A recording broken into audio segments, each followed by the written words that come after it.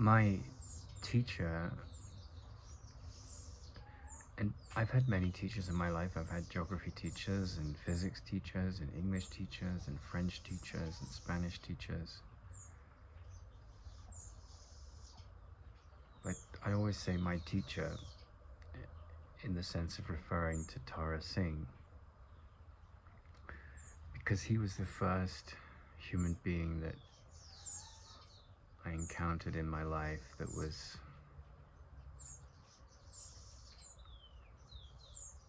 awake to meaning at a profound level. And he once approached Krishnamurti, his teacher, Jiddu Krishnamurti, and he said, "Does life take care?" And Krishnamurti said, "Yes, when you completely let go."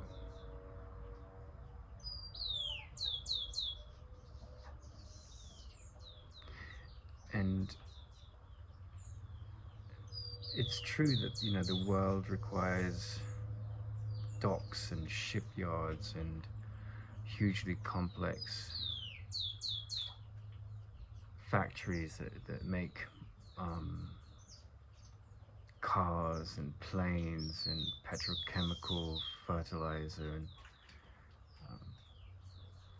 sheep feed and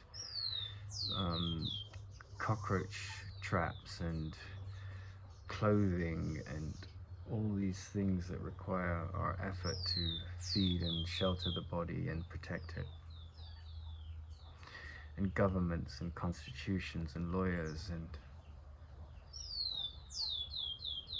and there's so many kinds of livelihood and there's so many problems to solve in the world that the business of the world is endless and ongoing. But this question of does life take care and what is right livelihood is the focus of this video. And my teacher was in New York in the 50s, and he met some of the great minds of the age there. He through his association with America, which started primarily in New York, but also Washington, he was, became friends with Marianne Anderson, one of the great African-American singers. And he knew Eleanor Roosevelt. He became friends with her, he used to play tennis with her and arranged her trip to India. And he knew Buckminster Fuller, this incredibly visionary engineer who's still ahead of his time. And Alan Chadwick, one of the greatest horticulturists of the last few centuries, who was taught personally as a child by Rudolf Steiner. His mother used to fly Steiner in to teach biodynamic farming and anthroposophy, which is his approach to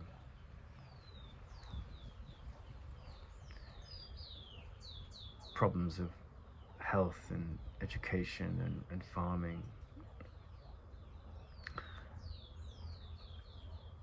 But while he was in New York, he met, I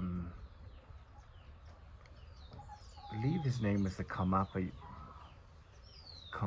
Lama. He was this very senior teacher of the Dalai Lama, and the only Dalai Lama teacher, the only teacher of the Dalai Lama, and the Dalai Lama has many teachers, and I wouldn't say the Dalai Lama was enlightened, but this teacher became enlightened. And he was the head of this huge order in this big, he was the abbot of a big monastery, but in this man's particular story, he just, like, all the systems that he was pandering to and all the rules, in his enlightenment process, it was just, my meaningless thoughts are showing me a meaningless world. So he didn't subscribe to the programming of organized religion. And so he fell out of favor with the hierarchy of values that runs any organized religion. In his case, it was Tibetan Buddhism. So he was no longer part of this. He's a free thinker. I mean, you can't be enlightened and not be a free thinker, because otherwise you're trapped in the thoughts of the mind. And Tara Singh came along and he took care of this enlightened being, and as he left the body. And it's a funny story, because all these upper middle class American white women were coming in and trying to, oh, it's the Dalai Lama's teacher, and they there was this invitation sent out by Tara Singh to help this man, because Tara Singh could see the significance of the inner state that he was in, and he had reverence for that. And the women came, and they said, oh, what a privilege, and then the mind started to work, and like, oh, what can go wrong, and like he could get sick, and then we'd be, so all these, the thoughts of the anxious mind came over, and the frail ego took over, and so they kind of entered and exited with all this, exaltation, and then neurotic drama about what could go wrong. And so Tara Singh took care of him as he died, cleaned out the cockroaches in this apartment, fed him, and so forth. The Dalai Lama just cut him off. And I asked Tara Singh, what do you think of the Dalai Lama once? And he just said, a bastard. But he didn't say it with like condemnation. It was like just calling a spade the way he acted, And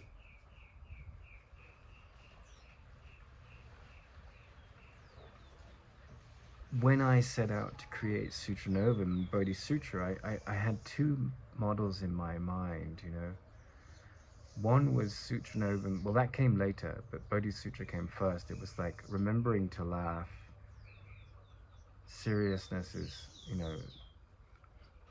a truly serious attitude would be summed up by Oscar Wilde's line, life is far too important to take seriously. Meaning you've got to see the humor and the light in things to be wise. And yet you also have to weigh up the weight of the ego and the heaviness of its thought system to be able to come to that lightness of being. And that's a sort of serious problem, because you have to deal with depression and trauma and mortality and the self-concept, and they're all pretty heavy things. At least they appear to be when you first enter the room of their story, which is where we are until we're not. But the idea of Bodhi Sutra and Sutranovum is these two things that are built around the jester and the king, right? And the king is that voice inside you, or the queen, that is an authority in your head, and it can be the authority of the ego, or it can be the authority of the enlightened sensibilities. And the jester in medieval times, he was the only character that could laugh at the king. And the king, everyone trembled around him. He was surrounded by yes men. But the jester was like, you're full of shit, man. It's kind of like this Eddie Murphy character, like, don't make me fall for your crap, right? So, like, and you kind of go high pitch because, the king is like, I'm in charge.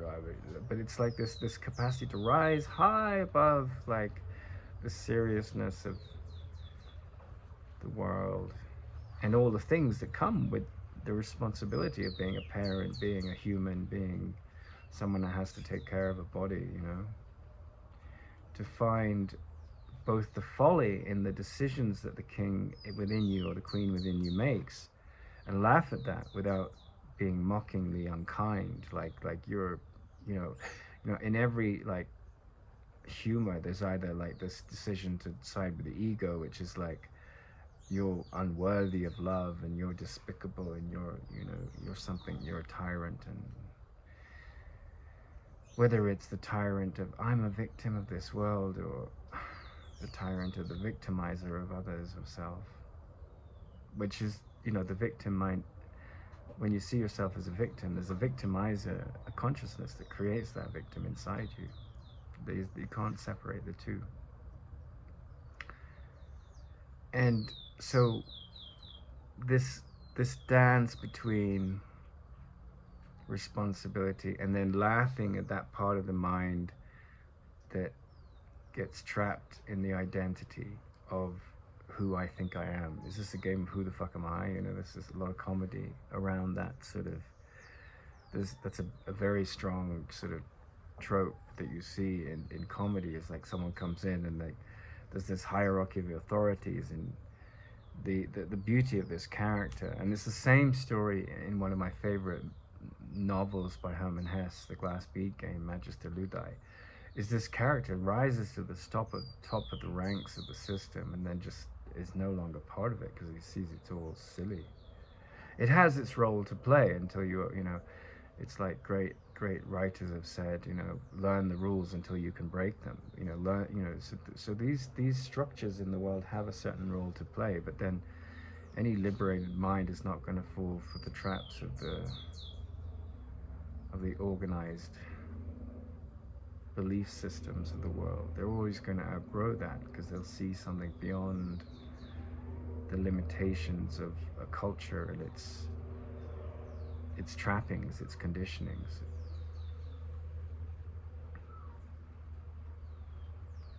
So I wanted to create something. The idea came to me that like I would create a business or a charity or whatever it would be, but its essential function would be to dance between the gesture and the king, the character that can laugh and take things lightly, and then the character that can say, you know, you're missing the point here. This is serious, and we have to look at it with care and responsibility, because both have their place. Sometimes we can take ourselves too seriously, and sometimes we can be too irreverent, right? And so throw the baby out with the bathwater. And out of that, you know, it all started with the dog that came to me in Tibet. And then his student appeared in the form of the monkey character that was based on the idea of the monkey mind. And that's Bodhisutra. And then I realized, well, there's something like I need a yin and a yang here. So there was the Bodhisutra thing, and then sutranovum came to me while I was swimming in the ocean. And sutranovum, I realized like I based Bodhisutra on a British brand called Bell and Boo, and a little bit on Seinfeld, in the sense that it was a comedy about, like, Seinfeld's a comedy about nothing and dialogues in daily life and the silly things that come up, and the humor that's possible in very mundane things. I like that. I think that's brilliant. But I wanted to connect it to a deeper meaning, because no one, or most people, I mean, I'm not a fan of preachers. I don't want people to tell me how to think. And I don't want people to lord over me with their biblical pulpits and their, you know, and say, I know and you don't know. And I think that's the power of great stories, because there's no preacher there's no guru. But sometimes there's archetypes of the guru, like Norman in the story of Bodhisutra the dog. You know, he's a fun character, but he's close to enlightenment. You know, he's based on the principles that I've dedicated my life to. And we so love dogs. They're so loyal. You know, we love that loyalty of the devotion of the dog. And so I built that character. I built, you know, he's like a Yoda-like character. And sutranovum, I saw there's a man in Britain called Alan de Botton. He's Swiss-British, and he's sort of from pretty wealthy stock. And he created the School of Life, and there's this whole franchise model. And the schooloflife.com is sort of a business around looking at history and the value of the humanities, right? Which is what, you know, a degree at Cambridge or Oxford gets you. It gets you, if you do the humanistic degrees, you're learning like the best about Western culture. You're learning, you know, languages, etymology of words. You're learning linguistics, theories of language, and you're learning the history of the Renaissance in Italy and the birth of civilization in the Western culture. Renaissance was the rebirth, but the birth of civilization really was in the Greek culture in terms of the Western stream of movement. And so, like, Alain de Botton's School of Life is about marrying these incredible stories of, you know, the Renaissance and the Greek culture and the Arthurian Knights, all the things that come from the Western culture, into a basically hard sell in its central meeting houses of psychotherapy, and humanistic psychotherapy particularly, which is psychotherapy that holds up the value of the human being and the healing that comes with the right application of therapy.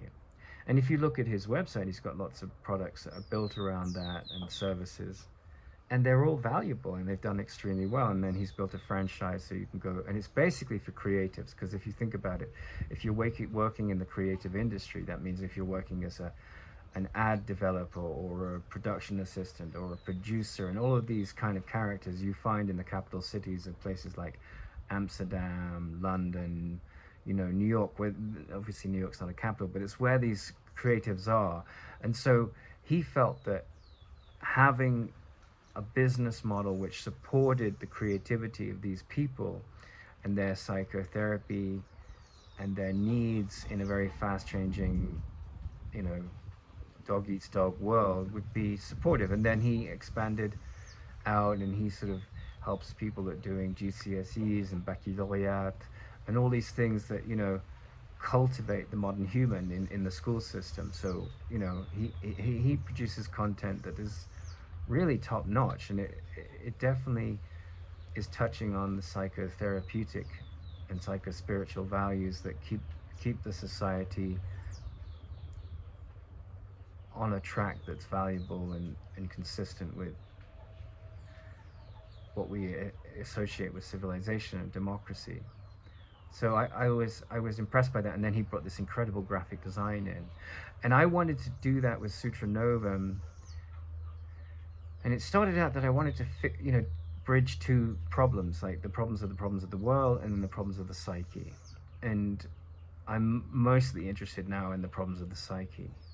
And I'm not particularly interested in sort of Alan de Botton's approach, which is limited to sort of Freud and Jung primarily, Carl Jung, and these humanistic psychotherapies. But I'm really interested in, you know, the end of the road psychotherapies, which you see mirrored in the teachings of Ramana Maharshi, Jiddu Krishnamurti, the Course in Miracles, Advaita Vedanta, some of the schools of Sufism, some of the Stoics.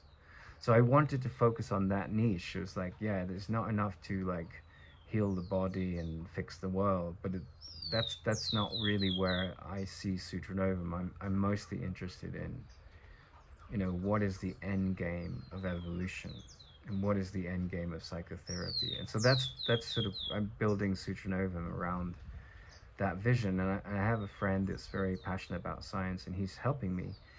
And so I'm okay with, like, you know, looking at how science can be deployed to humanistic ends. I think that's fine to be part of it.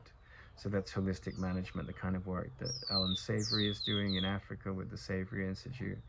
And, you know, even the Russian president now that, you know, everyone loves to hate from a certain viewpoint in the world, you know, the Western culture vilifies Putin, and Putin vilifies the Western world. You know, it's this tete-a-tete that comes up between these two incredibly different cultures, and yet they have a lot in common as well. Both predominantly white people. They vilify him, but he's the one president on the planet that's made a ruling, you know, all food produced in Russia must be organic, right? And that's, you know, that's the kind of thing that I mean about the wise application of science. Like, this stuff is important, but it's all relative and intelligent at a certain level. And I would like to sutranovum to sponsor and support such movements. But ultimately, it's about the transpersonal psychotherapy that it really separates the wheat from the chaff, really helps us see the very best in the scientific enlightenment that followed the Renaissance, and the very best in the eternal principles that withstand a lot of the nonsense of the postmodern thought system. Really the values of the spirit that are enduring. So that's the focus of sutranovum. And Bodhisutra is the focus, like it's the jester character. It's like, because we I'm just giving these talks, and you could argue from a certain point of view, and I don't say this with any security, they're kind of boring. We want guns and car chases and Jason Bourne and Lara Croft and the popular culture. We're looking for this fantasy character, and that's fine. And so with Bodhisutra, I wanted a story a bit like Winnie the Pooh, but with a lot of comedy, and always the movement. There'll be moments of harsh comedy, which is what most of the comedy of the adult world is all over the planet. And some of that, because that's just the way of the ego. Someone has to be scapegoated for a laugh at their expense, and that's most of human comedy. And it actually plays a really valuable role, because it's that jester character that's saying, these politicians and these big corporations and these very powerful figures, we need to bring them down to size with humor, because they're just an insecure human with a lot of power behind the button of their, whatever their panel of power is in the world, whether they run newspapers or they lead a political party. And you definitely need satire to hold a mirror up to their nonsense and to their flaws, because they're just our own flaws, amplified on a grand scheme and scale of things. But more importantly, I wanted this Norman character to sort of bring in the idea from the Course in Miracles and Ramana that, like, the universe will end in a gentle chuckle, that after all the pain and suffering of the ego story is this sort of like relief, gentle relief and gentle laughter that comes with realizing what's really going on, and that you're part of this journey of enlightening shifts. And to support that with humor, that was Bodhisutra, and to support that with elegance, that's Sutranovum. And it may or may not work, right? That's the quest that I'm on. They're the goals I've set myself. They came out of my response to what's my livelihood. And I often ponder Ramana. I often ponder my teacher's life story, and I often ponder that story of the character that's in Magister Ludai, and the real life version of it, the Karmapa Lama that my teacher took care of. Because attachment to outcomes is one of the sources of suffering. So if this takes off, great.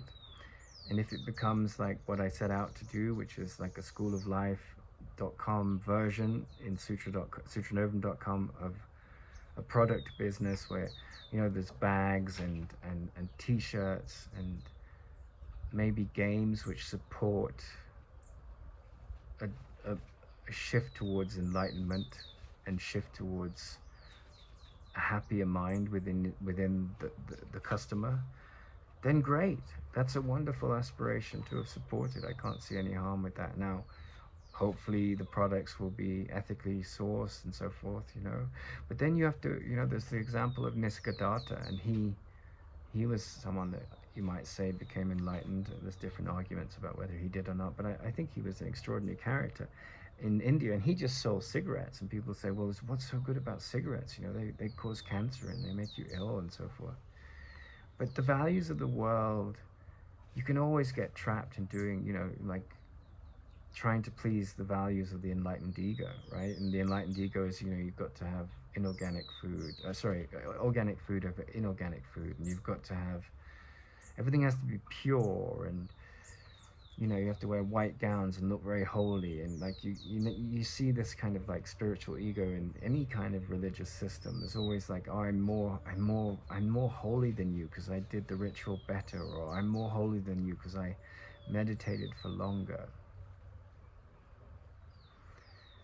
And of course, that's the trap, you know, that my achievements make me into I'm a human doing kind of thing, you know. So I'm going into this quest because I've really, you know, I've been so drawn to the spiritual wisdom and so much resistance to it, and tried to find a path, you know, where I see the future and play a part in that future in terms of science. And I definitely tapped into that with some experiences I had a couple of years ago, where I saw that, you know, the future of energy production on the planet lies with transcending fossil fuels. That is going to happen. I mean, that's definitely going to happen. I'm not saying that we won't use fossil fuels for millennia to come. We will, I'm sure. But then we'll get on top of, like, the technology around renewable energies will just get so much better, and then we'll make a breakthrough in our understanding of gravity. That's probably the most exciting frontier of science, really. It's that great mystery is, you know, well, how does gravity work and what exactly is it? And we know some of the answers to those questions, but not all. And when we crack those questions at the theoretical level, both mathematically and at the level of theoretical physics, well, the technology that will come from that will be just sublime. You know, Tesla really picked up on that with his statement, you know, the day that science focuses on non-physical phenomena is the day that science will make the biggest leap forward in its whole history. And I think that's true. I mean, there's no doubt about that. And those things are really interesting. And they're part of the cosmology that is, you know, what excites the young schoolboys of this world, and any young schoolgirls that are fascinated with, you know, physics and science and fundamentals of the physical realm. That's not going to change, you know. There's nothing that's going to prevent that movement, and it's a laudable movement. It's a fascinating movement, and I don't have any quarrel with it. But what I saw was that that's not where someone absolutely devoted to, well, in my case it isn't, devoted to wisdom, which is the transcendence of the ego thought system. And it's not something I set out to do, right? It just kind of fell in my lap. Like at 16, you don't say, oh, I want to become an enlightened master, you know, or I want to understand what enlightenment is so I can see what everyone says it is and parse apart what it isn't, you know, from all of those stories. But what does seem to be there in the psyche of man is a desire, whether it's sleeping or not, it's there, to transcend suffering. And that's the School of Life.com material that I wanted to create. Like, I saw his brand and I thought he's really onto something here. He's created something really creative that our education system lacks the common sense to focus on, because it's too busy in preparing people to fit into the world, and I can't condemn that. But there's a place to look at, like, the humanistic psychologies to help you handle that rather difficult world with more maturity. And with Sutranovum, I was like, well, there's a place to look at the transpersonal psychologies to handle the limits of the humanistic ones and that very difficult world that's there, whatever, to see it differently. And then anyone that does something like that, the danger that they put themselves in is that they can become holier than thou, or they can be seen by others as holier than thou. And then, you know, that's a big trap for spiritual egos, for sure. You see it throughout history.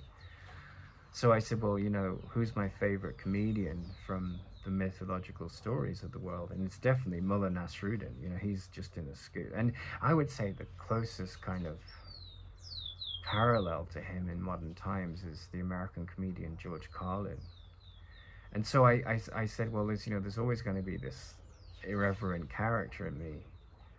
You know, I am a child of East and West. I've been molded by both approaches to the world. And, you know, irreverence is sort of like the essence of the Western culture. You know, they'll make jokes about Muhammad, and like the fundamental Muslims will get really upset about that. But I wanted to create Bodhisutra outside of, like, just like George Lucas created a world outside of our own, so you couldn't get trapped in these, you know, political dialogues that just are so superficial. You could use that material, but because you were outside of it, you weren't picking on Islam, or you weren't picking on Christianity, or you weren't picking on atheists, or you weren't atheists picking on all these other, religions and so forth. Because atheism is actually a form of religion. It's a religion which the icon that you worship at is that there's no God, right? There's no difference between that and the religion that worships at a God. It's just a different idol, So any iconoclast that comes along and questions all of that kind of, the amphitheater of tribal thinking, whether it's a Krishnamurti or a sutranovum or a bodhisattva, that's where I aligned my pitch. And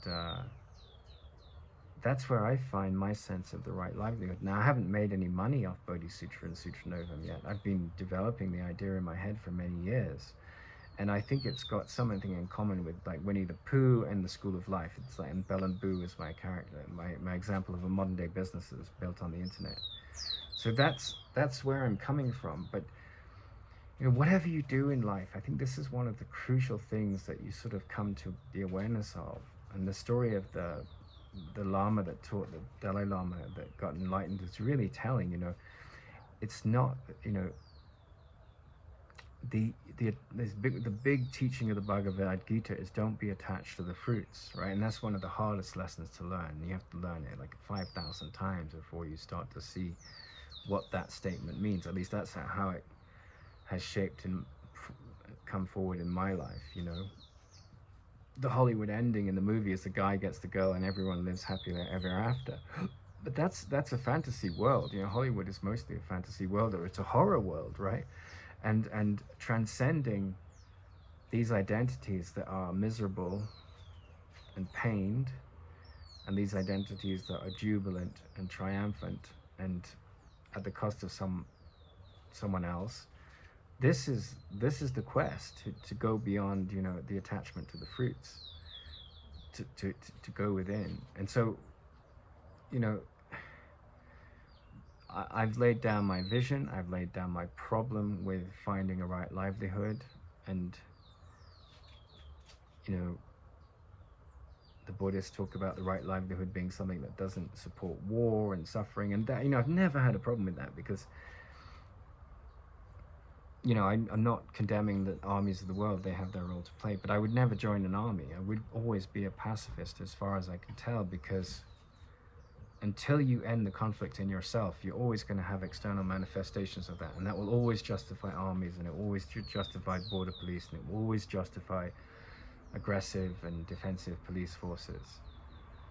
And the movement into that holy shrine inside you, in your psyche, is a profoundly important path, but you can't make it into an outside movement. All the churches of the world will disappear. Like Sutranovum is just a blip in the ocean of time. It's just an idea I had, and it's inspired in the field of time and space, and it's where I'm coming from. But I don't, my ego does. It defines itself by these things. It's proud of its inspiration, and it's grateful for the way things work in the world, and including the things that go wrong, because the lessons they bring me. And at best, that's a spiritual ego. But then beyond all of that, the real importance of life is not what you do, but how you see. And how you see introduces you to your real state of being. And I would say that that's one of the most difficult things about the most evolved spiritual path, as I understand it, is that it's not about the results of what your actions bring, although that's not to be condemned. It's to be accepted and enjoyed, or challenged, or accepted without resistance, and learning the lesson of the challenges that come becomes important. So all of the things that go with doing have their place. But the irony is that, whatever you do, whether you're a butcher or a thief or a vegetarian cook, and you live by those principles, they're all sort of external stories. And the deepest aspect of wisdom is qualified by your state, your psychological state. And there's certain archetypes of the state that's most important. Ramana Maharshi, he spoke of the siddhis, like the powers of mind. He said they're all distractions except the one which awakens you to your enlightened state. That's the only power that has any meaning. All the others, just if you're not careful, the ego will take in, the spirit come in and take the spiritual ego will come in and it will use whatever skills and capacities you've manifested in your story as a vehicle to say, is this a game of who the fuck am I? Look how important I am, And so, if sutranovum does develop into this brand that I've envisioned, which is great, then, if there are bags that say I'm never upset for the reason I think, or I'm spirit, then they're just symbols that hopefully they're kind of aesthetically pleasing and practically useful, and that's fine. But in the end, I'm aware that the most important thing is this siddhi of realization, this inner power of waking up to the futility of condemning and attacking and judging and defending, and that's what we're really here to discover, as far as I understand it. We go to the moon and land on the moon in the sea of tranquility, and the moon is like this shadow body that's orbiting where all the life is, right? But hidden on this satellite within our minds, there's this far away, or apparently far away, mysterious sea of tranquility. And making the sea of tranquility the center of how we live in the world is what it's all about. I was mixing a few metaphors there, but I hope it comes across with some dignity.